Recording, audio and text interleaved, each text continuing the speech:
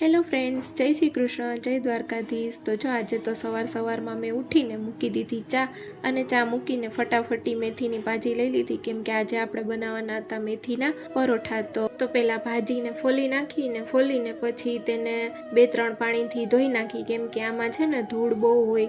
પછી તેને ધોઈને પછી તેને સરસ મજાની કટ કરી નાખીને પછી એક કડાઈમાં છે ને પાણી નાખી દીધું, તેમાં કટ કરેલી મેથીની ભાજી, હળદર, મીઠું અને 2 ચમચી જેટલું તેલ નાખીને લોટ બાંધી લીધો।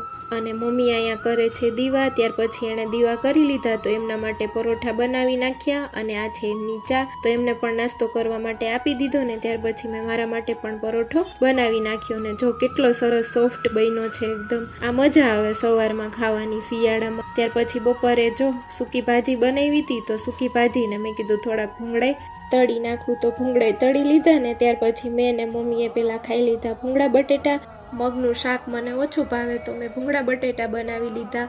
ત્યાર પછી આપણે બનાવવાનું હતું મગનું શાક, તો મેં મગમાં જો ડુંગળી છે ને એ ધોઈને એમાં નાખી દેવાની, પછી મગ સાથે ડુંગળી બાફી લેવાની, એટલે સરસ મજાના મીઠા બને। ત્યાર પછી મગ બફાઈ ગયા હતા તો આદુ લસણની પેસ્ટ કરીને તેલમાં રાઈ, જીરું ને હિંગ ને આખું લસણ ને બધું નાખીને વઘાર કરી નાખ્યો, ને ત્યાર પછી જે આપણે બાફેલા મગ હતા તે તેમાં નાખી દીધા। તો જો આપણા સરસ મજાના મગ છે બનીને તૈયાર થઈ ગયા છે। ને રાતે જમવામાં બનાવ્યું હતું ખીચડી, લોટ બાંધી નાખ્યો હતો, પરાગ માટે સિંગ ભજીયા અને રતલામી સેવનું શાક બનાવવાનું હતું, એક બાજુ દૂધ ગરમ કરવા માટે મૂકી દીધું હતું, પછી આ બાજુ શાક પણ વઘારી નાખ્યું હતું। તો તેમાં લસણ ને ડુંગળી ને બધું નાખીને ગ્રેવી કરીને પછી તેમાં પાણી નાખી દેવાનું, પાણી ઉકળે ત્યાર પછી તેમાં સિંગ ભજીયા અને રતલામી સેવ નાખી તેને 1 થી 2 મિનિટ સુધી કૂક થઈ જવા દેવાનું। તો જો આપણું સરસ મજાનું સિંગ ભજીયા અને રતલામી સેવનું શાક બની જાય છે। તો આ મજા આવે ખાવાની, તીખું હોય શિયાળામાં, આવું ભાવે બધું ખાવાની મજા આવે। તો જો